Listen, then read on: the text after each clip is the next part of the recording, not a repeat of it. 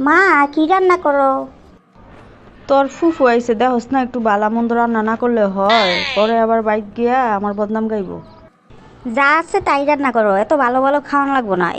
পুকুর বাইক গেছি, দেখছি না আমার কি দিয়া খাওয়াইছে, আলু ভর্তা ডাল দিয়া ভাত খাওয়াই দিছে। থাক, যা খাইছস খাইছস, সেটা আর কইস না, তোর ফুফু মনে কষ্ট পাইবো। তাছাড়া হ্যাঁ যা খাওয়ায় আমরাও কি তাই খাওয়াইতে পারি? তাহলে তো হ্যার মতো নিয়ে হয়ে গেলাম। আসলে মা, তুমি না অনেক ভালো, এত ভালো আজকাল হয় না বুঝছো। তুমি এত ভালো দেখেই তোমার কপালে এত কিছু হয়। হইছে, থাক, মার আর প্রশংসা করতে হইব না। যা, তোর ফুফু ড্রয়িং রুমে বসে রয়েছে, গিয়া গল্প করগা। কই যাস ফুফু? এখানে আয়, আমার কাছে এসব বয়। কেন, কিছু কইবা? ফুফু, তোর মায় আছে কি রান্ধে রে? কে রান্দার খবর নিয়ে তুমি কি করবা? তুমি খাইতে পারলেই তো হয়।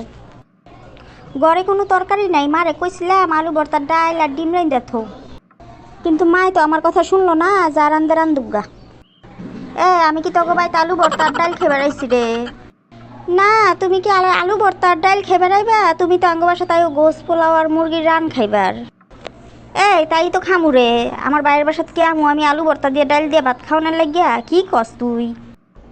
কে আমার ফুফুর বাড়িতে তো আমি যাই ডাল আর আলু ভর্তা খাইতে, সমস্যা কি তাইলে?